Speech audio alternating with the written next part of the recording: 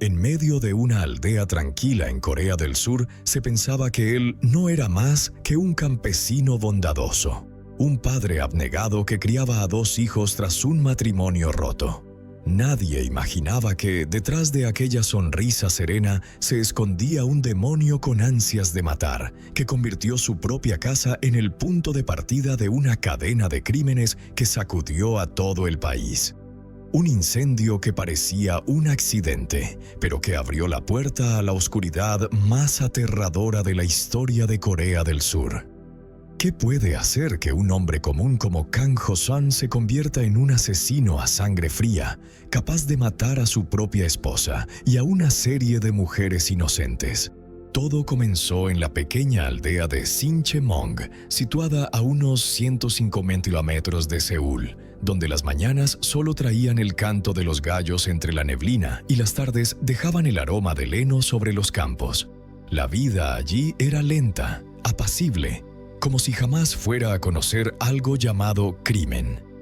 Sin embargo, en esa tierra pacífica, el día 1 de marzo de 1970 nació un niño, Kang Ho-sun, quien más tarde escribiría uno de los capítulos más oscuros y temibles de la historia de Corea del Sur. Ho-sun era el tercer hijo de una familia con 5 hermanos.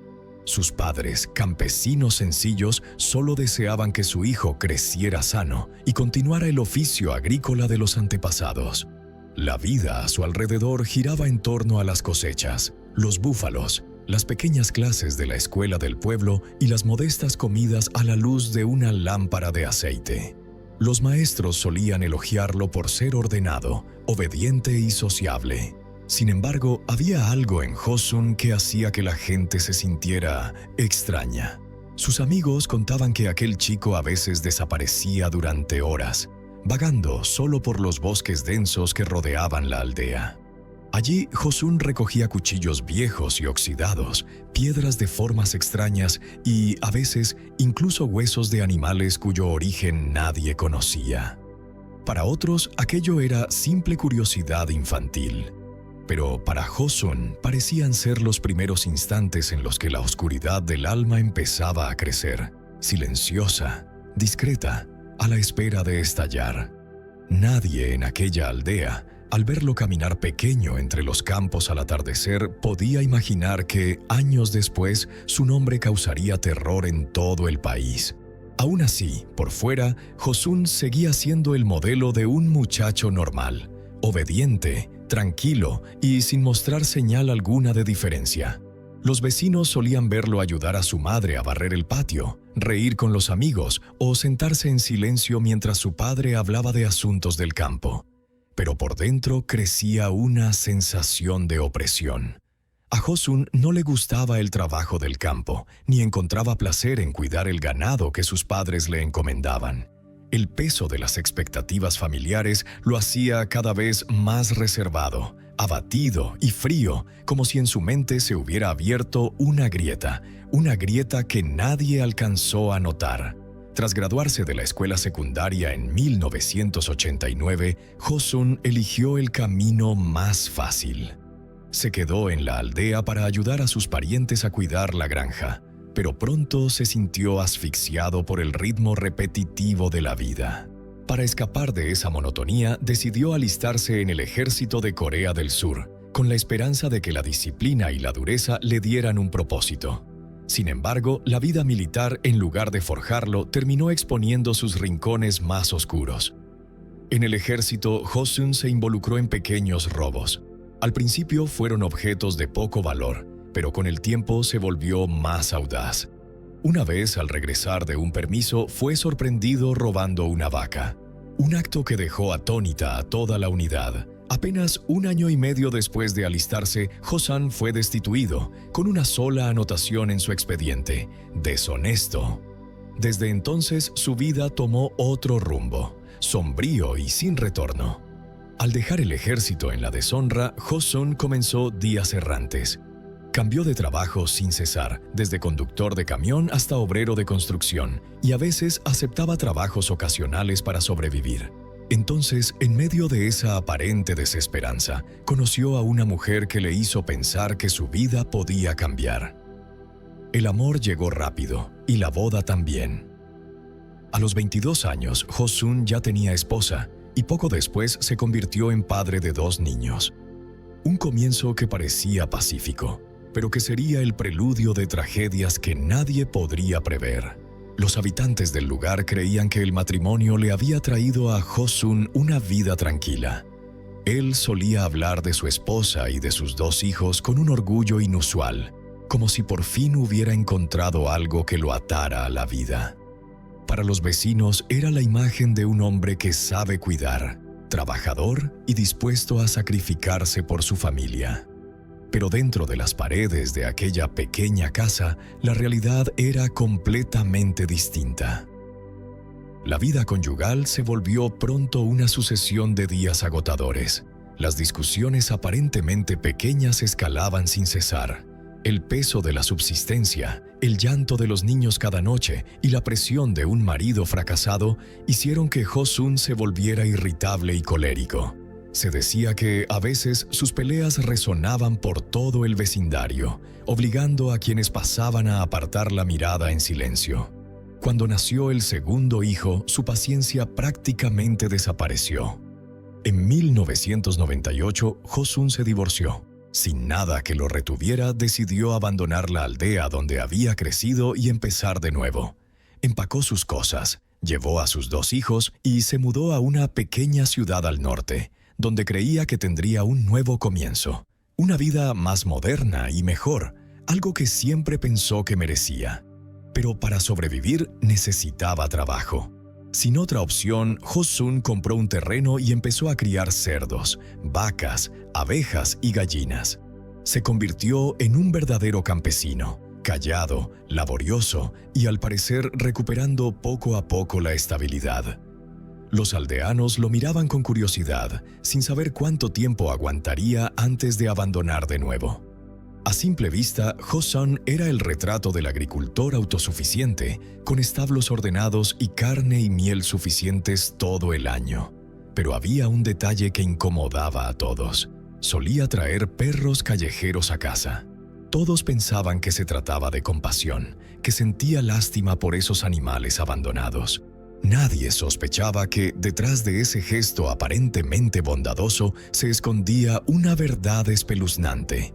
Esos animales nunca volvían a verse. Y en el silencio de aquella granja, la oscuridad en Josun comenzó a despertar, sigilosa y sedienta. Se puede decir que la frontera entre ser humano y monstruo en su mente se había desdibujado desde hacía mucho, como un hilo desgastado por pensamientos desviados y oscuros. Los experimentos de Josun con animales comenzaron a teñirse de enfermedad, donde la compasión fingida no era más que una excusa para saciar su curiosidad y su placer violento. Bajo la fachada de un agricultor amante de los animales, convirtió poco a poco su granja en el escenario de actos crueles que nadie conocía. Con el tiempo, Josun dejó de limitarse a sacrificar ganado. Pasó a cazar perros callejeros, los llevaba a casa por unos días y luego, en silencio, experimentaba. Solo él presenciaba aquellas escenas. Nadie sabía qué ocurría, solo sabían que los animales no aparecían por segunda vez. Muchos psicólogos criminales han afirmado que la mayoría de los asesinos en serie comienzan con actos de violencia contra animales. Y Kang Josun, lamentablemente, es un ejemplo perfecto de esa regla. Podía estrangular o golpear hasta la muerte a aquellas criaturas desdichadas, y luego prepararse un té o dar de comer a las gallinas como si nada hubiera pasado. Para los vecinos seguía siendo un hombre callado, algo excéntrico pero inofensivo. Sin embargo, en lo más hondo de su mente, el mal ya había echado raíces. A pesar de esa oscuridad interior, Josun siguió intentando mantener una apariencia de estabilidad. Tras 2 matrimonios frustrados, se casó por tercera vez. Pero ese vínculo también terminó pronto entre discusiones estruendosas. La decepción, la soledad y la inseguridad fueron formando en él un odio profundo hacia las mujeres. En su mirada, ellas eran traidoras, la fuente de todo el sufrimiento que había padecido. Desde entonces, la misantropía hacia las mujeres devoró poco a poco su razón. No mucho después, Josun conoció a su cuarta esposa, una dueña de un salón de masajes amable y trabajadora. Esta vez todo parecía distinto. Trabajaban juntos y planificaban el futuro. Ella le enseñaba técnicas de masaje y él mantenía la administración de la granja con la esperanza de que los ingresos compartidos les dieran estabilidad y felicidad. Pero nadie imaginaba que en ese periodo aparentemente tranquilo ya germinaba la semilla de una tragedia terrible. Antes de adentrarnos en esta historia sobrecogedora, piensa en esto. ¿Cómo sería vivir entre cuatro paredes con alguien que alguna vez fue cercano, pero que ahora podría ser tu peor enemigo? ¿Cómo pueden el estrés psicológico, el miedo y la culpa transformar a las personas? ¿Qué miradas se dirigen entonces? Cuando te haces esas preguntas, es momento de acudir a un género especial, el thriller psicológico hermético. Imagina un departamento vacío en el corazón de Japón. En el suelo, tatamis sencillos. En lugar de mesa, una maleta. Hiro y Aki se sientan uno frente al otro. Fueron pareja alguna vez, compartieron esa casa, sus sueños y su vida. Ahora deben pasar su última noche allí, balanceándose entre la confianza y la desconfianza. Con cada minuto, el aire se vuelve más denso. Recuerdan no solo el dolor, sino también el secreto de un asesinato por el que cada uno culpa al otro. No hay sirenas ni persecuciones vertiginosas. Es un duelo psicológico absorbente en un espacio cerrado. Esa profundidad y tensión solo pueden compararse con las novelas de Minato Kana, la reina del thriller japonés. Dos puntos de vista, dos conciencias, encerradas en una habitación, sin escape. La novela, ganadora del premio más prestigioso de la literatura de suspense en Japón, revela los rincones más oscuros del alma humana. Una obra rara para quienes aman el thriller psicológico genuino, donde la verdad, la mentira y el miedo se entrelazan en cada mirada, cada palabra y cada sombra. Y entonces, el día 30 de octubre de 2005, la vida aparentemente tranquila de Josun se derrumbó de golpe. Aquel día, la cuarta esposa, la esposa de Kang Josun, quiso visitar a su madre. Fueron juntas, tomaron café y conversaron largo rato sobre asuntos cotidianos. Pero, estando en la casa, ambas percibieron de repente un olor a quemado. Las llamas se propagaron con violencia, cubriendo casi todas las habitaciones en cuestión de minutos. Lo más terrible fue que el fuego comenzó justamente en la esquina donde estaban la esposa de Kang Josun y su madre. Los servicios de emergencia llegaron, pero era demasiado tarde. Las dos mujeres murieron antes de que se lograra controlar el incendio. Josun apareció tras recibir el aviso de sus familiares. Su semblante ausente y frío despertó sospechas. Algunos creyeron que se había encerrado en sí mismo por el shock. Otros buscaban explicaciones distintas. La familia de la esposa de Kang Josun, conmocionada por su muerte, exigió una investigación minuciosa sobre las causas del siniestro. Sin embargo, la investigación oficial concluyó que se trató de un accidente. Quizá un cable eléctrico defectuoso u otro problema menor habría causado el fuego. No se hallaron indicios de intención criminal y el caso se cerró pronto. Para Josun, la pérdida de su esposa fue un golpe duro. Se volvió hermético, a menudo exhausto y, según algunos conocidos, propenso a enfadarse por nimiedades. Los vecinos contaban que discutía con la gente y que cada vez se lo veía menos por las calles. En aquel momento, todo se atribuyó al dolor de un hombre cuyo mundo cotidiano se había desmoronado de la noche a la mañana. Pero al parecer cansado ya de los animales, Josun empezó a cazar personas. Su primera víctima fue una empleada del gobierno local camino al trabajo a primera hora. Él se detuvo, sonrió y le ofreció llevarla. La mujer no vio motivo de alarma y aceptó. Pero a los pocos minutos se dio cuenta de que iban en una dirección completamente distinta. Cuando intentó tomar su teléfono, Josun se lo arrebató con violencia. Luego la llevó a un paraje apartado, la golpeó y la estranguló con sus propias medias. Enterró el cuerpo cerca de su casa, después de cortarle las puntas de los dedos para dificultar la identificación. Al volver, se comportó como si nada hubiera pasado.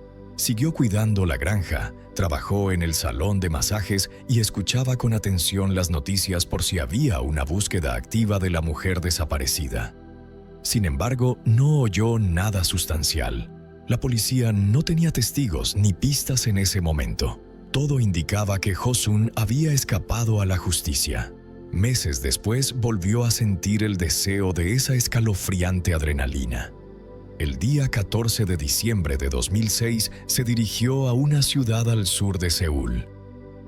Ho-sun eligió con cuidado el lugar de casa, bares y karaokes atendidos por jóvenes anfitrionas, acostumbradas a que los clientes les ofrecieran llevarlas a casa o continuar la velada después del turno. Conoció a una mujer de 45 años que aceptó beber con él y subir a su coche, esperando un final agradable para la noche. Pero el resultado fue el mismo: una calle desierta, asfixia y ocultamiento del cuerpo. Al parecer, se sentía el rey del mundo. Ho-sun volvió a encontrar víctimas en circunstancias similares y, solo 10 días después, ese mismo diciembre, conoció a otra mujer, también trabajadora de karaoke. La historia se repitió. Con el pretexto de «vamos a mi casa a descansar un rato», llevó a la mujer a un rincón oscuro y la mató en silencio. Su deseo de violencia no hizo más que crecer. A principios de enero de 2007, en apenas 4 días, cometió 3 asesinatos más. Entre sus víctimas había una oficinista de 52 años, una anfitriona de 37 y una estudiante de 21. El hecho de que sus víctimas tuvieran diferentes edades y profesiones mostraba que Ho-sun elegía prácticamente a cualquier mujer que confiara en él.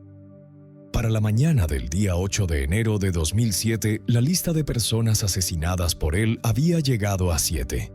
Casi todos los casos eran similares: conversación amistosa, oferta de llevarlas o invitación a beber en su casa. La policía dio la alarma. La ciudad y los alrededores quedaron conmocionados por la serie de desapariciones misteriosas. Pero Ho-sun percibió que era momento de retirarse y cesó de repente sus actividades. Temporalmente decidió centrarse en sus finanzas. Resultó que su cuarta esposa había contratado una póliza de seguro de vida sustancial que había entrado en vigor solo unos días antes del trágico incendio. Aunque aquello parecía muy sospechoso, la aseguradora aceptó los documentos y Ho-sun recibió aproximadamente 600 millones de wons, equivalentes a $500,000 en aquel momento. Con tanto dinero ya no tenía que preocuparse por sus ingresos diarios, podía retirarse, esperar en silencio y observar si los investigadores se interesaban por todas las desapariciones. Casi 2 años después, no cometió más asesinatos, hasta noviembre de 2008. Pero su naturaleza, al parecer, no le dio paz. Pasado un tiempo, volvió a tener la idea y salió en busca de presa. El día 9 de noviembre mató a una ama de casa de 48 años y el día 19 de diciembre a la estudiante de 19 años llamada An Jang-ok. Esta última víctima fue la clave para su exposición. La familia de An Jang-ok, preocupada cuando de repente dejó de comunicarse, avisó de inmediato a la policía. Sabían que ella tomaba el autobús a la universidad cada día, y su desaparición sin rastro era algo fuera de lo común. Por suerte, unos meses antes se habían instalado cámaras de seguridad cerca de la parada, y una de esas cámaras registró la última imagen de An Jang-ok subiendo a un coche extraño, sin saber que era el último viaje de su vida. Kang Ho-sun, convencido de que no podían rastrearlo, no imaginó que la tecnología lo superaba. Incluso se atrevió a retirar dinero de la cuenta de la víctima en un cajero automático, y su rostro quedó grabado con claridad. A los pocos días, la policía difundió las imágenes en los medios. El caso causó conmoción inmediata. La gente la reconoció por todas partes y el nombre de Kang Ho-sun quedó al descubierto. El día 27 de enero de 2009, la policía irrumpió en su granja y lo detuvo en el acto. El registro de los alrededores reveló una escena espantosa: 2 coches calcinados, uno de ellos coincidente con las imágenes del caso de la desaparición de An Jung-ok. Además, un montón de ropa interior femenina manchada de sangre y prendas con sangre seca desde hacía tiempo. Los análisis de ADN demostraron que, además de la sangre de An Jung-ok, había rastros de muchas otras personas. Prueba clara de que el hombre ante ellos no era solo un asesino, sino un verdadero asesino en serie.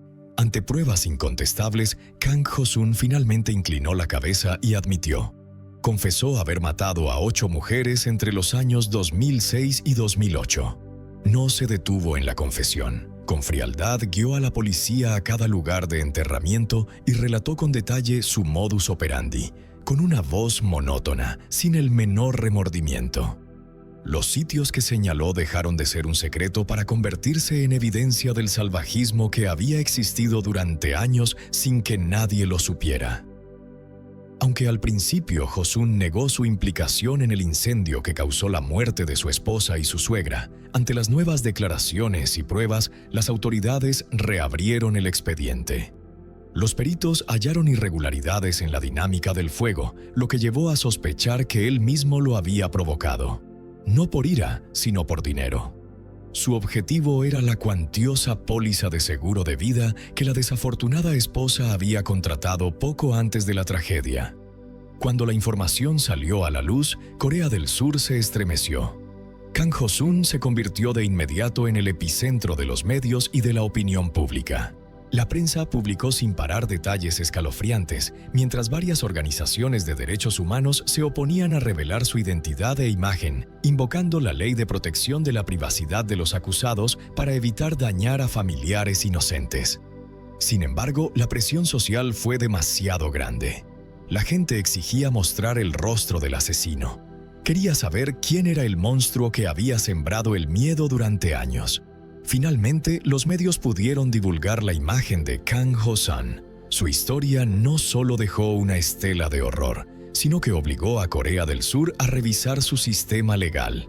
Ese caso se convirtió en un punto de inflexión que llevó al gobierno a endurecer las regulaciones sobre la confidencialidad y divulgación de los datos criminales en el futuro. En el tribunal, él admitió una serie de asesinatos, pero intentó negar el incendio y el homicidio de su esposa y su suegra. Sin embargo, el juez consideró suficientes las pruebas y evaluó todo su historial delictivo. Kang Ho-sun fue acusado de 10 delitos, entre ellos asesinato, incluyendo a su esposa y su suegra, y provocación de incendios. El día 22 de abril de 2009, el tribunal dictó la pena de muerte. No obstante, desde el año 1997, Corea del Sur ha suspendido la ejecución de la pena capital. Eso significa que, aunque la sentencia exista en el papel, en la práctica Kang Ho-sun pasará el resto de su vida tras las rejas, sin volver a ver la luz de la libertad. Para las familias de las víctimas, ese veredicto no basta para sanar. No hay castigo que sustituya a las vidas perdidas, ni al dolor que persiste con los años. Pero al menos pueden consolarse en parte al saber que el monstruo ha sido encerrado para siempre, sin oportunidad de causar más daño. En cuanto a sus 2 hijos, inocentes en esta historia teñida de crimen, eligieron alejarse del pasado.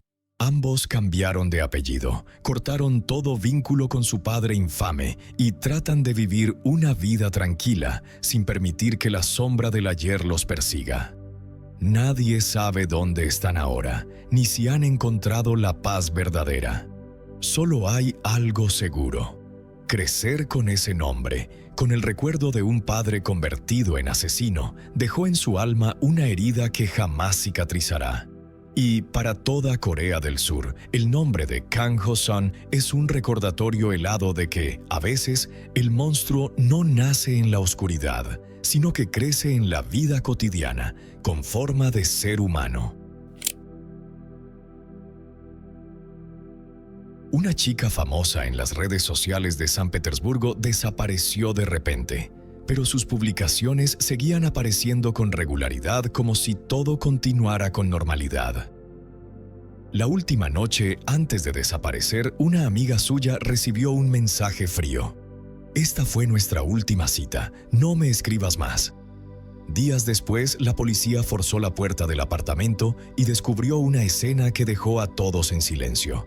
El secreto más espantoso estaba escondido en el baño. ¿Quién se apropió de las propias redes sociales de la víctima para ocultar el crimen?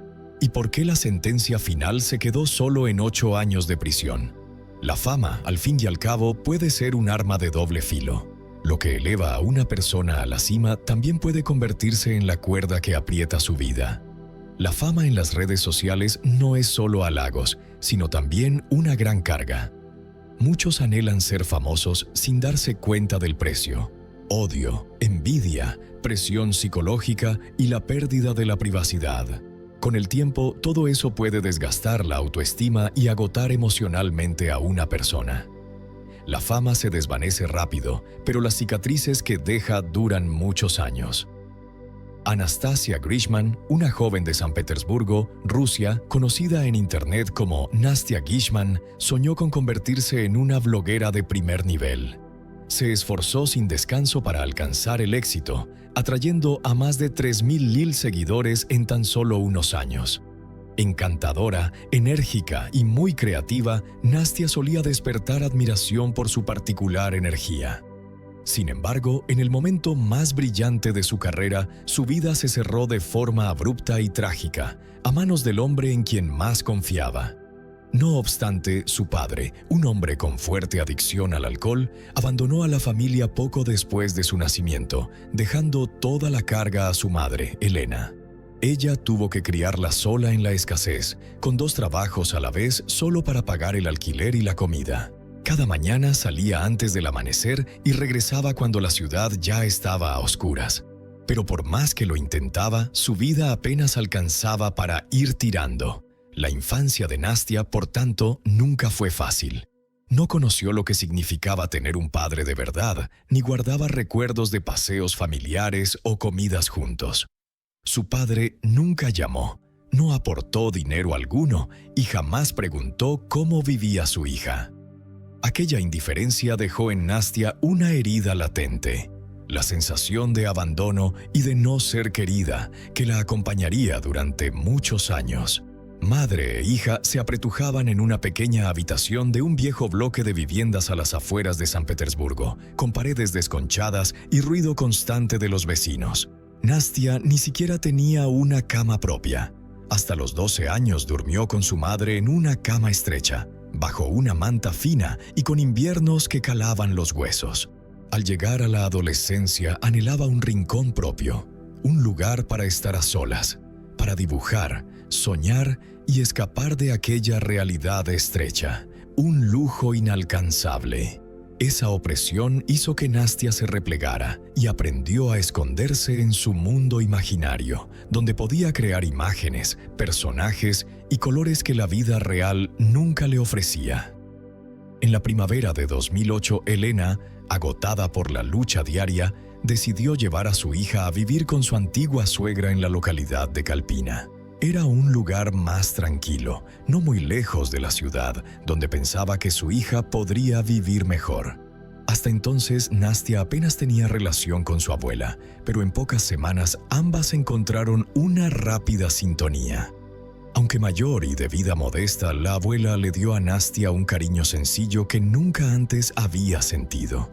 En su casa antigua, por primera vez, Nastia tuvo una cama para ella sola y un cuartito propio, donde colgar sus dibujos, ordenar los pinceles y sumergirse en sus sueños. Por primera vez en su vida, Nastia percibió algo parecido a la felicidad, un espacio seguro, alguien que se preocupaba sinceramente por ella y un lugar al que llamar hogar. Pero seguía arrastrando una tristeza silenciosa. Durante todo ese tiempo, su padre vivía en otra región, completamente incomunicado con su exmujer y su hija, como si jamás hubieran existido para él. Ella era muy feliz, al menos durante los primeros años con su abuela, cuando sentía de verdad el calor de un hogar. Por las mañanas, la abuela preparaba un desayuno sencillo y la llamaba para ir a la escuela. Por las noches, solían ver la televisión o escuchar la radio en una habitación que olía a té y a pastas recién horneadas. Fue la época más tranquila de la infancia de Nastia. Sin embargo, aquella felicidad no duró. Con el tiempo, las visitas de su madre, Elena, se hicieron esporádicas hasta casi desaparecer. Al principio iba cada fin de semana, llevando dulces y algún detalle para su hija. Pero cuando Elena empezó a construir una vida nueva, todo cambió. Conoció a otro hombre, se volvió a casar y poco a poco la hija del primer matrimonio dejó de encajar de forma natural en su nuevo hogar. Al principio, Nastia intentó comprender. Creyó que su madre estaba ocupada y que tarde o temprano volvería a buscarla. Pero a medida que las llamadas se acortaban y las promesas de visita quedaban sin cumplir, la desilusión crecía. Se sintió abandonada una vez más, no por el padre distante, sino por la única persona que había sido su apoyo. Elena siguió enviando dinero para que la abuela la mantuviera, pero su presencia en la vida de Nastia desapareció por completo. Para una adolescente, aquello fue como ser borrada de su lugar en el mundo. Nastia se replegó, habló menos y empezó a volcar su soledad en garabatos sobre el papel. De aquellos primeros dibujos, manchas oscuras, formas torcidas y tristes, Nastia fue convirtiendo el arte en su propio lenguaje. Dejó de hablar de su dolor para dejarlo aparecer en cada pincelada, en personajes difusos pero cargados de emoción. Así aprendió a sobrevivir a la falta de cariño. La abuela, la única que permanecía a su lado, hizo todo lo posible por compensar la ausencia de los padres. Apoyó cada pequeño gusto de Nastia, la animó a probar cosas nuevas y jamás le impuso moldes. Cuando Nastia dijo que quería tatuarse y hacerse perforaciones, la abuela la miró con ternura y preguntó: ¿De verdad quieres esto? No hubo gritos ni prohibiciones, solo una pregunta sencilla, llena de confianza. Cuando supo que estaba decidida, no solo le dio dinero, sino que la llevó personalmente al estudio y la esperó fuera, con una mirada entre preocupada y orgullosa. Fue la primera vez que Nastia sintió que alguien confiaba en sus decisiones, y desde ese instante comenzó su transformación. No solo por fuera, sino también por dentro. Empezó a encontrar su forma de expresarse, ya fuera con la aguja del tatuaje, la tinta o los pequeños brillos de las perforaciones en su cuerpo. Nastia diseñaba sus propios bocetos y luego se los tatuaba. Amaba la cultura pop coreana y el anime. Asistía a convenciones de cómics y a eventos de cosplay, donde se transformaba con maestría en sus personajes favoritos. Aún en la escuela compró su primera máquina de tatuar y empezó a tatuarse a sí misma y a otros, ganando sus primeros ingresos. Con el tiempo perfeccionó su técnica y año tras año su trabajo se volvió más detallado y profesional. Su talento era evidente. A los 18 años casi no le quedaba piel libre. Su cuerpo estaba casi cubierto de tatuajes, muchos de los cuales se había hecho ella misma. En las zonas a las que no llegaba, otros tatuadores le transferían sus bocetos a la piel. Además de los tatuajes, Nastia era una apasionada de las perforaciones. Se adornaba no solo las orejas, sino también la nariz, los labios, la lengua, el ombligo y otras partes del cuerpo.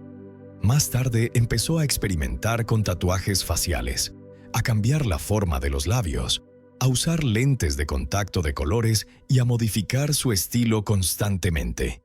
Para ella no era solo un pasatiempo, se convirtió en una obra de arte viviente. De joven, Nastia luchó con problemas serios de salud mental, incluido un trastorno alimentario grave. Más tarde logró recuperar el control, mejorar su alimentación y superar gran parte de esos problemas. Aún así, su fragilidad y delicadeza siguieron siendo rasgos muy visibles. Para ella, su apariencia era una ventaja. Su pequeña estatura le permitía transformarse de forma convincente en personajes de anime y cómic. Tras graduarse, se inscribió en un instituto técnico y eligió una especialidad poco común para una chica: mecánica automotriz. Desde niña le fascinaba el funcionamiento de los mecanismos y se planteó seriamente una carrera en ese campo. Al mismo tiempo, estudió programación y diseño web y trabajó como tatuadora en un estudio local en su tiempo libre. Pero su mayor pasión seguía siendo el dibujo. Creaba personajes nuevos constantemente y daba vida a imágenes y bocetos atrevidos. A los 16 años abrió varias cuentas en redes sociales y empezó a interactuar activamente con su audiencia. Publicaba fotos, ilustraciones y sus trabajos de tatuaje y pronto llamó la atención. Su personalidad vibrante, su estilo poco común y su talento para narrar conquistaron a sus seguidores.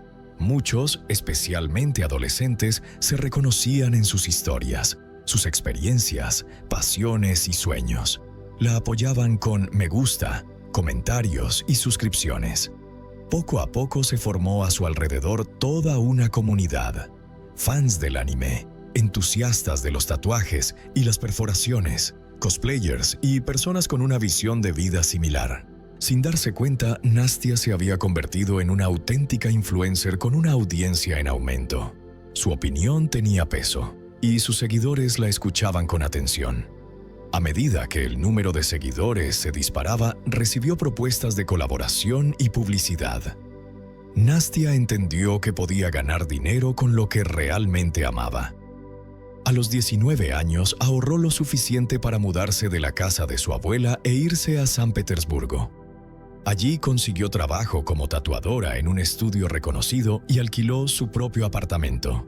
Después de mudarse, adoptó el nombre artístico de Gishman y empezó a pensar en una carrera en televisión.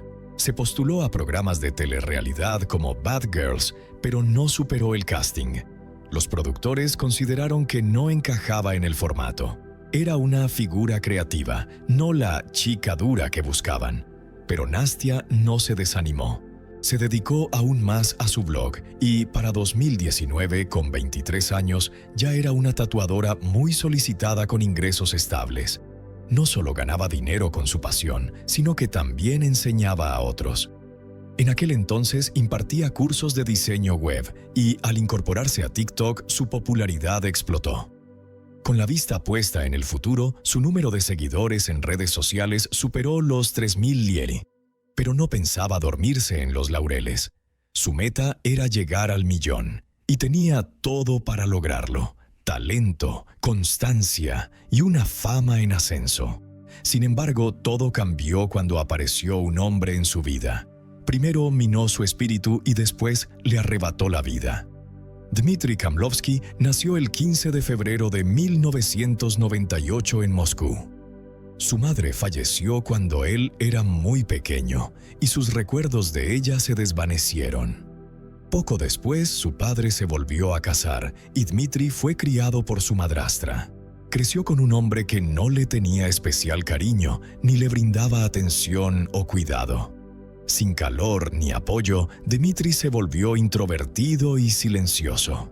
Su mayor pasión era dibujar. Además de la escuela, asistía a un estudio de arte, donde hizo sus primeros amigos y poco a poco empezó a abrirse. Pero en la adolescencia su comportamiento cambió. Se volvió más activo, tanto en la vida real como en las redes. En sus páginas publicaba música, poemas y reflexiones sobre la vida y la muerte. Sin embargo, sus publicaciones eran intermitentes y algunas de sus ideas resultaban algo siniestras. Por ejemplo, decía abiertamente cuánto le gustaba pasear por cementerios y mirar fotos de mujeres jóvenes en las lápidas, imaginando sus vidas breves. También subía diseños de tatuajes, sobre todo de coches y caracteres japoneses. Lo más extraño, no obstante, eran sus publicaciones sobre su pareja ideal. Describía con detalle no solo su carácter, sino también su apariencia y su edad. Y eso a pesar de que llevaba años saliendo con Margarita, su compañera de clases. Margarita compartía su visión y lo apoyaba en todo. Cuando Dmitry decidió mudarse a San Petersburgo en 2017, ella no se opuso. Es más, organizó la mudanza, compró los billetes, buscó apartamento y puso la casa en orden. Para ganarse la vida, ambos trabajaban como freelancers. Creaban sitios web, programaban y aceptaban todo tipo de trabajos. Dmitry también se interesó por la restauración de coches y buscaba oportunidades en ese ámbito. No se sabe con exactitud cuándo decidió dedicarse al contenido para adultos, pero arrastró a Margarita a ese negocio. Ella se convirtió en su socia, tanto en la gestión como frente a la cámara. Dmitry era productor y actor, ideaba tramas, roles y vestuarios. El negocio turbio generaba una buena suma de dinero, pero Dmitri se quedaba con la mayor parte y tomaba todas las decisiones financieras por su cuenta. Margarita no protestaba, confiaba ciegamente en él y dependía de él para todo. En 2020, Dmitri compró un Mercedes-Benz y lo presumió en redes. Un punto importante, tenía 2 antecedentes penales, uno por robo antes de mudarse a San Petersburgo y otro por evadir el servicio militar. Por ello tenía prohibido viajar al extranjero, aunque no parecía importarle. Margarita conoció a Nastia Gishman cuando fue a hacerse un tatuaje. Conectaron de inmediato y se hicieron amigas. Nastia hizo tan buen trabajo que, cuando Margarita y Dmitri quisieron un tatuaje nuevo, él no dudó en recomendar a Nastia como una de las mejores tatuadoras. Dmitri llevó su boceto. Junto con Nastia ajustaron el diseño y programaron varias sesiones. Desde el primer encuentro surgieron chispas entre ellos. En las sesiones al principio hablaron de cosas triviales y luego de asuntos cada vez más personales. Descubrieron que tenían mucho en común y conectaron rápidamente. Ambos crecieron en familias rotas. Ambos recibieron muy poco amor y atención de sus padres. Eran personas creativas, apasionadas por el tatuaje, el anime y los coches, pero sobre todo ambos perseguían la fama a cualquier precio. Su relación se estrechó y, con el paso de los días, se veían fuera del estudio, iban a exposiciones de automóviles, convenciones y festivales de anime. La amistad pronto se convirtió en un romance intenso que intentaron ocultar. Al fin y al cabo, Dmitri seguía con Margarita, con quien llevaba 5 años. Margarita captó la situación rápidamente. Se arrepintió amargamente de haber presentado a la excéntrica Nastia a su novio. Al principio intentó arreglarlo hablando con Dmitri, pero él la apartó con evasivas. Al final, Margarita perdió la calma y se volvió celosa. Le pidió y le suplicó que dejara de ver a Nastia. Dmitri lo prometió, pero sus palabras no significaban nada. Margarita sabía que había perdido, pero no podía soltarlo.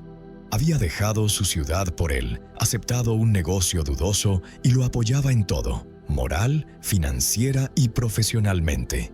Y ahora él la dejaba por Nastia. Todo dolió más cuando supo que Dmitri le había comprado a Nastia un coche caro. Jamás le había hecho a Margarita un regalo similar. Nadie creyó ya que su relación con Nastia fuera solo amistad. Desesperada, Margarita destrozó el coche regalado e incluso amenazó con quitarse la vida. Ni siquiera eso detuvo a Dmitri. Se mudó del apartamento de Margarita para irse a vivir con Nastia. Entonces ella ya era una bloguera famosa con cientos de miles de seguidores. Su relación se convirtió enseguida en tema de conversación y Dmitri consiguió por fin la notoriedad que siempre había soñado. Se hizo su manager, la ayudaba con las redes, el contenido y la venta de cursos. El negocio iba bien, pero no era suficiente para él. Pronto convenció a Nastia para que hiciera contenido para adultos, prometiéndole más dinero y fama. Nastia aceptó. Alquilaban un estudio o grababan en casa y subían los videos a diversas plataformas. Su carrera cambió de forma notable y su popularidad creció aún más. Dmitri la llamaba su musa y le hacía regalos caros. Pero el precio real que Nastia pagó por esa vida lujosa fue su propia reputación y su paz interior. A principios de 2019, la invitaron a un talk show en el extranjero para hablar de su vida y de ciertos reveses inesperados en su carrera. Aceptó, porque no veía nada malo en ello. Pero nada salió como esperaba.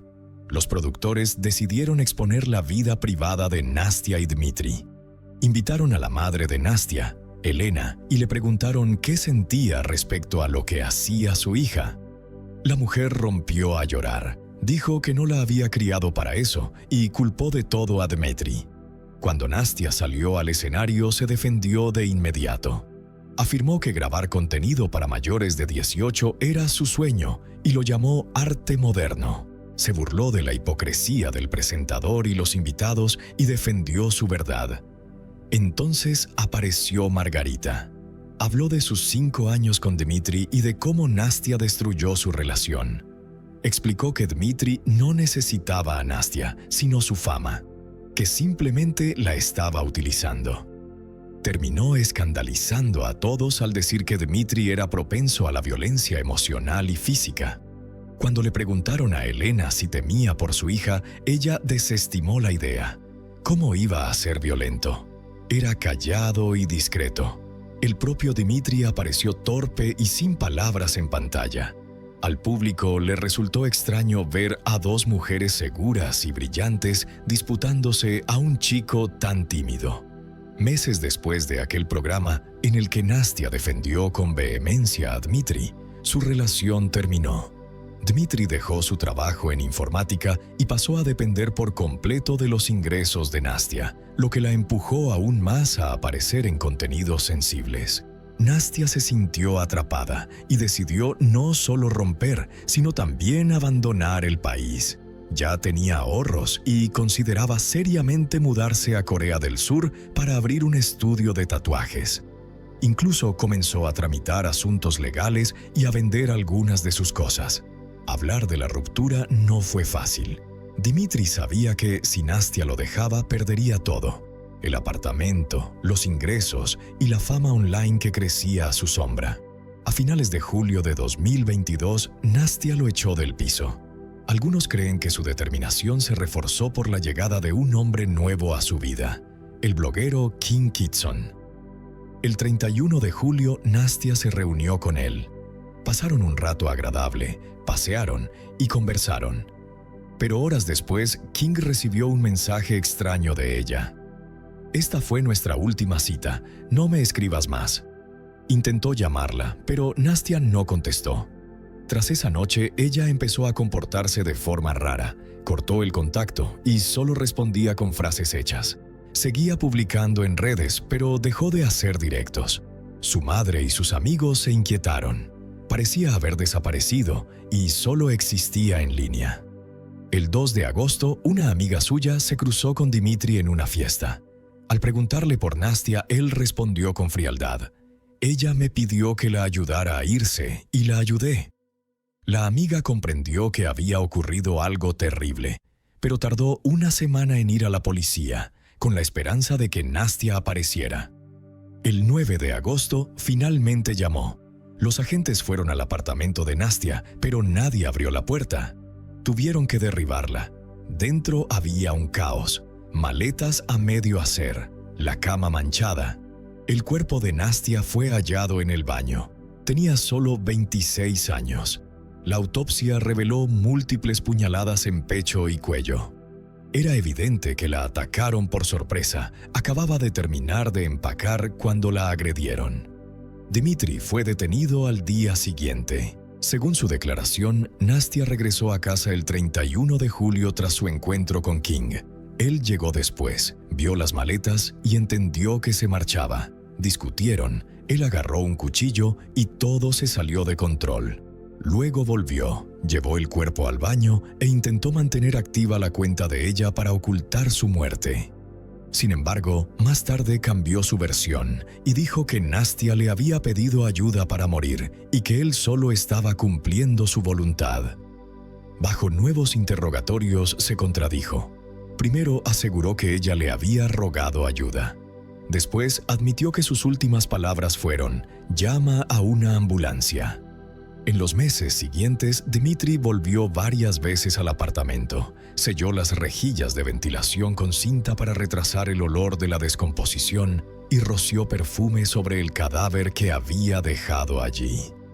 El 22 de enero de 2023 se declaró culpable, aunque insistió en que había ayudado a Nastia. El juicio se prolongó, pero finalmente fue condenado a 8 años en un campo de trabajos forzados de régimen estricto. Otro escándalo estalló en el funeral de Nastia. Su madre, Elena, contrató a un equipo para grabar toda la ceremonia con la intención de recordar a su hija, pero el gesto indignó a muchos. La abuela de Nastia la condenó públicamente, considerándolo una falta de respeto y una forma de lucrar con el dolor y la muerte de su propia hija. Sobre la lápida fría de Nastia colocaron un ramo de rosas blancas y una fotografía en la que sonreía. La misma sonrisa que había cautivado a cientos de miles de personas. Pero detrás del brillo de las redes, aquella chica vivió en soledad, herida por las personas en quienes más confió. La historia de Nastia Grisham es un amargo recordatorio de que la fama puede hacer brillar a alguien, pero también puede devorarlo en la oscuridad de la envidia, el control y el egoísmo. Y a veces la muerte no es solo el punto final de una vida, sino el espejo más nítido de lo que esta sociedad cruel puede hacerle a alguien que solo quería ser amado y ser el mismo. ¿Alguna vez has imaginado a un acosador que no solo envía mensajes obsesivos todos los días, sino que también irrumpe en casas, salta sobre el capó de los autos, escribe un libro de 500 páginas detallando planes de secuestro y asesinato de las víctimas, y luego lo vende públicamente en Amazon? En Venezuela, Rebeca García convirtió la obsesión en una pesadilla que duró 7 años para decenas de mujeres, mientras la policía permanecía indiferente porque las mujeres no acosan a mujeres. Solo cuando las víctimas alzaron la voz al unísono en redes sociales, el mundo se estremeció y la depredadora junto a su hermano fueron capturados en España. Pero, ¿llegará realmente la justicia? Antes de entrar en los detalles más importantes, quiero señalar que todo lo que voy a decir se basa en los testimonios de las víctimas. En otras palabras, mientras el perpetrador no vaya a juicio, ella sigue siendo inocente, al menos desde el punto de vista legal. Esta es la historia de Rebeca García, una mujer de Venezuela que muchas víctimas describen como una acosadora peligrosa. A pesar de las numerosas denuncias, ella sigue en libertad. Actualmente tiene alrededor de 35 años. Aunque su edad exacta no se conoce, la información sobre su año de nacimiento ha sido confirmada por varias fuentes. Según las víctimas, ella utiliza muchos métodos diferentes para acechar y amenazar a las personas. Su comportamiento siempre se caracteriza por la crueldad, la agresividad y la invasión. Todo comenzó con mensajes íntimos en los que Rebeca compartía sus extrañas fantasías. Frases como «tendrás que pagar por rechazarme» y «haré que te arrepientas de tu decisión» aparecían frecuentemente en sus mensajes. Además de los mensajes, enviaba regalos no deseados. Pintaba grafitis cerca de las casas de las víctimas e irrumpía en sus propiedades privadas. En otras palabras, la presión que Rebeca ejercía era tan grande que algunas víctimas decidieron abandonar el país. A pesar de los numerosos informes a la policía, en la mayoría de los casos no se tomó ninguna medida efectiva. Con el tiempo, al menos 6 personas decidieron compartir sus experiencias y presentar denuncias ante la fiscalía, con la esperanza de que esto ayudara a detener al acosador y lograr justicia. La primera denuncia formal contra Rebeca fue recibida en el año 2017. Esto ocurrió en el municipio El Alto, perteneciente a Caracas, la capital de Venezuela. Posteriormente, se presentaron varias denuncias más. Sin embargo, según las víctimas, Rebeca seguía en libertad y acosaba tanto a las víctimas actuales como a las nuevas. Entre ellas había figuras locales conocidas como la presentadora de televisión Ani de Trindade y la cantante, bloguera e influencer Daniela Barranco. Sin embargo, no fueron las únicas que sufrieron las acciones de Rebeca. Por ejemplo, una mujer llamada Claudia Aguirre, también conocida como Coco Aguirre, afirmó que había soportado el acoso de Rebeca durante más de 7 años. En efecto, el hostigamiento que sufrieron estas mujeres les causó graves consecuencias psicológicas, como ansiedad constante, estrés emocional y miedo por sus propias vidas. Como se mencionó anteriormente, los informes policiales no dieron los resultados deseados y Rebeca pudo continuar actuando sin castigo. Ani de Trindade fue una de las que se cansó del silencio y decidió hablar públicamente sobre su experiencia. Compartió información en redes sociales sobre cómo Rebeca había acosado a mujeres inocentes durante años. Argumentó que la ley venezolana solo beneficiaba al acosador porque ella también era mujer. Ani de Trindade también dijo que desde el año 2020, Rebeca la había llamado desde diferentes números, enviado mensajes en redes sociales, regalos a su lugar de trabajo e incluso seguido a una amiga cercana. Posteriormente, la amiga de Annie de Trindade le compartió varias fotos muy aterradoras. En una de ellas, Rebecca estaba de pie sobre el capó de su auto. En otra, su cuello estaba cubierto de marcas rojas. Estas fotos se viralizaron rápidamente en redes sociales y causaron un gran revuelo público. Como se mencionó anteriormente, Daniela Barranco fue otra mujer que sufrió a manos de Rebecca. En el año 2019, reveló por primera vez en una entrevista que era víctima de acoso. En ese momento, Daniela no mencionó el nombre de la mujer. Solo informó que la mujer desconocida había aparecido frente a su casa, lanzado piedras contra las ventanas y enviado un mensaje de contenido íntimo. También enfatizó que nunca había tenido ninguna relación con el acosador. Sin embargo, ella aparecía frecuentemente en los lugares que Daniela solía frecuentar. Después de un tiempo, la cantante finalmente decidió explicarlo públicamente y nombrar a la mujer, que en realidad era Rebecca. Inmediatamente después, Daniela decidió no solo hablar públicamente al respecto, sino también tomar acciones legales. Específicamente, presentó un informe policial, tras lo cual Rebecca fue citada a interrogatorio. Extrañamente, la mujer admitió su culpabilidad y se le prohibió acercarse a Daniela y a las otras víctimas conocidas.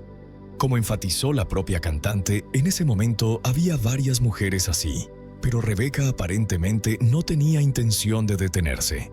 A pesar de la orden de restricción y las órdenes, continuó con ese comportamiento. En este punto quiero enfatizar las palabras de Annie de Trindade. Cada vez que me acerqué a las autoridades e intenté explicar mi situación, respondieron que no podían hacer nada. Según la policía, debían esperar un crimen real o una violación grave de la ley. La siguiente víctima también dejó claro que Rebecca no conocía límites. Coco dijo que la mujer trabajaba en una empresa de turismo familiar en un barrio animado de Caracas. Según ella, Rebecca enviaba frecuentemente mensajes desde las cuentas oficiales de la empresa y también realizaba llamadas invasivas desde el teléfono comercial. A partir de febrero del año 2023, Rebecca comenzó a enviar extractos de un libro que ella misma había escrito y dedicado a otras 2 víctimas. Sorprendentemente, durante un tiempo, este libro estuvo incluso disponible digitalmente en Amazon por 22,40 €. El título era algo como For Coco Aguirre. Obviamente, el contenido de este libro era muy preocupante. Describía escenas de violencia física, planes de secuestro y amenazas contra otras 2 mujeres que también eran víctimas de Rebecca. Además, el libro detallaba los métodos de ella, específicamente cómo acechaba a las mujeres y cómo planeaba los supuestos encuentros. Según Coco, había sido acechada durante más de 7 años. A veces, Rebecca llegaba directamente a sus casas, violando su privacidad. Además, la mujer le enviaba mensajes de contenido íntimo casi a diario. Algunos de ellos incluían fotos tomadas directamente dentro de la casa de Coco. Esos mensajes solían tener la leyenda: "El asesino ha estado en la casa". El hostigamiento fue particularmente intenso en el año 2020. Rebecca visitaba constantemente la casa de Coco y dejaba rastros claros de su presencia. Por ejemplo, pintaba grafitis con su nombre, apellido y apodo en redes sociales. Entre las muchas publicaciones que la propia Coco realizó en ese momento, también había videos que mostraban a Rebecca irrumpiendo en su casa y trepando al capó de su auto. Estas grabaciones eran realmente aterradoras. También es notable que Coco informó que Rebecca había sido internada en un hospital psiquiátrico. Pensó que eso era el final, pero inmediatamente después, la mujer continuó con su comportamiento. Durante este tiempo, los familiares de Rebecca contactaron a Coco en varias ocasiones. Le pidieron que le dijera a Rebecca que tenía una nueva pareja, con la esperanza de que la dejara en paz. También mencionaron que la mujer había sido diagnosticada con trastorno de personalidad borderline en el pasado. La familia de Rebecca usaba este diagnóstico para explicar su comportamiento. Según Coco, los mensajes de la mujer también mostraban que estaba consumiendo sustancias ilegales, pero aún así sus informes a la policía no recibían respuesta. La respuesta siempre era la misma: no podemos hacer nada, ella no ha cometido ningún crimen.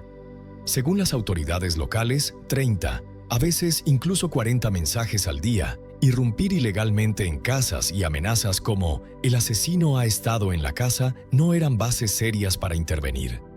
Posteriormente surgió otra prueba preocupante, esta vez no solo relacionada con Rebeca, sino también con su hermano Francisco.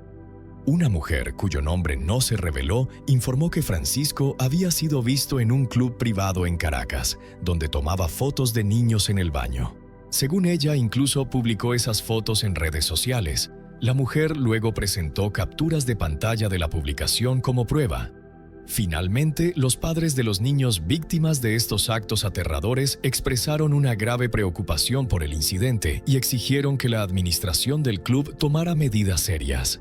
Como se reveló más tarde, Francisco creaba frecuentemente cuentas nuevas para acechar a niños y publicar contenido impactante, como fotos de cortes en su propio cuerpo. En algunas publicaciones también mencionaba acuerdos con demonios, lo que podría indicar que no solo Rebeca, sino también él, tenía problemas de salud mental. El comportamiento de este hombre también generaba una grave preocupación. Según testigos, a veces se le veía caminando descalzo y extremadamente desaliñado por las calles. Cuando la policía arrestó por primera vez a Francisco, los testigos informaron que emanaba un fuerte olor nauseabundo y parecía carecer de control sobre sus acciones. Según los testimonios, Rebeca y Francisco habían acechado a mujeres y niños durante años. Irrumpían ilegalmente en casas ajenas, seguían a las personas, tomaban fotos íntimas, perseguían a las víctimas en auto y les enviaban mensajes, incluyendo amenazas. Todo esto estaba relacionado con la presión psicológica y la violación de los límites personales. Otra víctima de Rebeca fue una mujer conocida con el apodo Safrina Millennial. Ella también recibió mensajes amenazantes. Según ella, Rebeca le envió un extracto del libro en el que describía abiertamente sus malas intenciones de secuestrarla y matarla. Safrina también relató un incidente específico que ocurrió en un festival de música en Caracas en el año 2022. Ella estaba allí como participante en un stand. En un momento, Rebeca apareció en el área del festival y comenzó a caminar alrededor del stand donde Safrina estaba. Después de un rato, dejó un mensaje. En él, la mujer escribió que quería llevar a Safrina a su casa y verla sin ropa. Una mujer llamada Andrea Olivieri también fue acechada por Rebeca. Según ella, todo comenzó con mensajes simples, llamadas telefónicas y comentarios en redes sociales. Andrea y Rebeca se conocieron en Tinder. Las mujeres rápidamente se hicieron cercanas y arreglaron encontrarse un día en un club del que ambas eran miembros. Como Andrea admitió más tarde, su mayor error fue permitir que Rebeca la recogiera. Incluso en ese momento, la mujer notó algunas cosas extrañas en su comportamiento. Por ejemplo, Rebeca tenía una expresión perdida. Al mismo tiempo, los movimientos de sus manos eran bruscos, poco naturales y, como resultó, completamente incontrolables. Durante el corto paseo por el área del club, Rebeca insistía en que Andrea fuera a un lugar apartado, pero ella inmediatamente sintió la amenaza y se negó. Posteriormente, el comportamiento de Rebeca se volvió más aterrador. La mujer comenzó a empujar los límites de Andrea, acercándose demasiado y hablando con voz infantil, como si solo tuviera poco más de 5 años. Finalmente, Andrea se dio cuenta de que estaba lidiando con alguien con serios problemas de salud mental. Temiendo un ataque, decidió fingir que todo estaba bien. Sin embargo, esto no ayudó.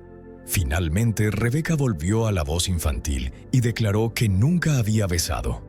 Al oír eso, Andrea decidió aceptar. En un momento, Rebeca admitió que todo lo que había sucedido era parte de un experimento suyo. Supuestamente conocía a las personas de esta manera y recopilaba material para un libro que describiría tanto su experimento como las reacciones de las personas a su alrededor. Después de un tiempo, otra mujer, conocida con el nombre Daniela Velosa, se unió a los testimonios contra Rebeca. Contó que había sido acechada por Rebeca y su hermano durante 7 años, aunque no los conocía en absoluto. Según ella, el hermano y la hermana la seguían en el club, en el lugar de trabajo e incluso cerca de su casa, haciéndola sentir siempre en peligro y vulnerable. Lo peor para Daniela probablemente no fue el acoso en sí, sino la sensación de completa impotencia. Cada vez que contactaba a la policía u otras agencias gubernamentales, le decían que no se podía hacer nada. También es notable que los oficiales de policía hicieran comentarios burlones. Daniela recordó que uno de los oficiales le dijo: «Tráiganos a esa loca, no nos molestan regalos como ese». Esto era claramente sarcástico y mostraba una completa indiferencia hacia su problema. En un momento, Daniela se dio cuenta de que no podía seguir viviendo con miedo y decidió abandonar el país.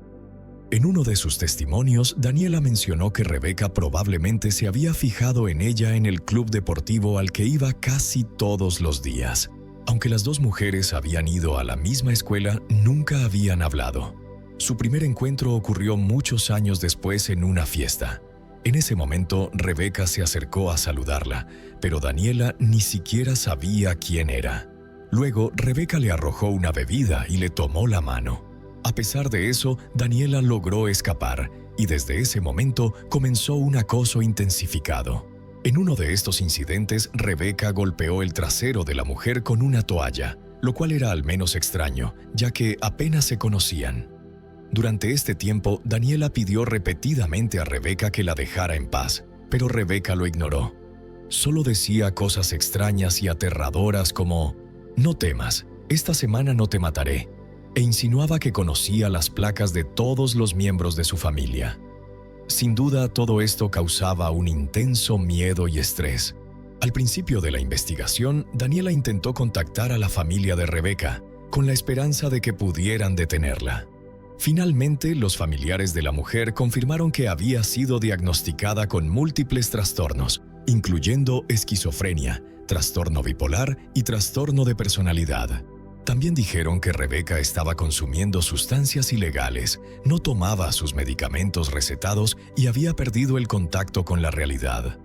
Por lo que sé, la mujer efectivamente había sido internada en un hospital psiquiátrico en el pasado. Sin embargo, incluso en esa situación, siempre encontraba la manera de continuar el hostigamiento. Según Daniela, Rebeca robaba teléfonos del personal del hospital y los usaba para enviar amenazas. El hermano de Rebeca, Francisco, también hostigaba a la mujer. Él y su hermana llegaban a su casa muchas veces. A menudo se paraban en la puerta y gritaban frases como: «Siempre te estamos vigilando, no intentes huir». En el año 2018, Daniela abandonó el país para protegerse de Rebeca. Inicialmente, el hostigamiento disminuyó un poco, pero no se detuvo por completo. Un año después, Daniela regresó a Venezuela y Rebeca volvió a mostrar su presencia irrumpiendo en su casa. Al darse cuenta de que la situación se volvía cada vez más peligrosa, Daniela finalmente decidió irse a España. Pero ni siquiera allí se sentía segura.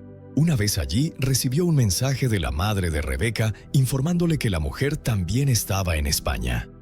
Poco después, el periodista y escritor venezolano Diego Vega, famoso por sus publicaciones en el proyecto Chronicles of Caracas, informó sobre el caso en un artículo titulado A Story I Wish I Were Not Involved In. En él describía un episodio relacionado con Rebeca, un accidente que ocurrió en el año 2019. Según Diego, todo sucedió en Caracas. Rebeca chocó contra otro auto y huyó de la escena.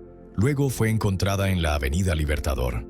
Resultó que había perdido nuevamente el control del vehículo. Un registro encontró 3 gramos de sustancias prohibidas en su persona. A pesar de la gravedad de la situación, Rebeca solo estuvo en prisión una semana. Incluso entonces, su familia dijo que tenía problemas serios, especialmente trastorno de personalidad borderline. Basados en esto, lograron que la liberaran. Respecto a la víctima de acoso mencionada en el artículo de Diego, su nombre inicialmente fue ocultado. Sin embargo, el periodista aclaró posteriormente que se refería a Daniel Voss. Después de que se publicó el artículo, muchas personas comenzaron a compartir la historia e información sobre Rebeca, su hermano y toda su familia. Gracias a los relatos de las víctimas, quedó claro exactamente cómo operaban los hermanos. Rebeca principalmente acechaba a mujeres, aunque también había casos en los que acechaba a hombres. Francisco, por su parte, acechaba a niños así como a mujeres. La presión constante de estos individuos llevó a que algunas víctimas abandonaran el país. Este caso demuestra cuán grave puede ser el problema del acoso.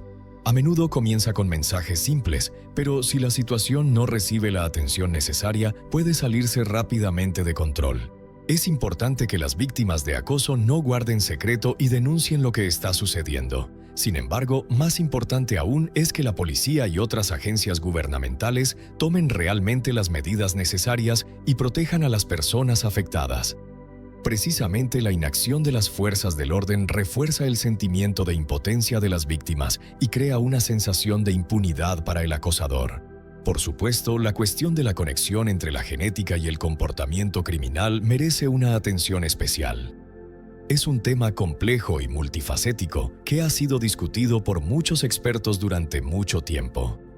Actualmente se puede afirmar con certeza que los factores genéticos pueden influir en la predisposición de una persona a ciertos trastornos o rasgos de personalidad. Sin embargo, el comportamiento criminal en sí siempre surge bajo la influencia de innumerables factores. En el caso de la familia García, solo se puede asumir que la genética jugó algún papel. Al menos, tanto Rebeca como su hermano Francisco mostraban patrones de comportamiento similares. Por ejemplo, difundían el miedo, violaban los límites personales y, según los testimonios de las víctimas, obtenían placer emocional al hacerlo. Además de la posible predisposición genética, sin embargo, la educación, el entorno y los traumas personales también pueden jugar un papel importante. La única persona que respondió de alguna manera a la ola de revelaciones y críticas fue la tía de Rebeca, Francisca. Ella publicó una carta abierta, que se viralizó en redes sociales, en la que intentaba explicar el comportamiento de su sobrina por problemas genéticos.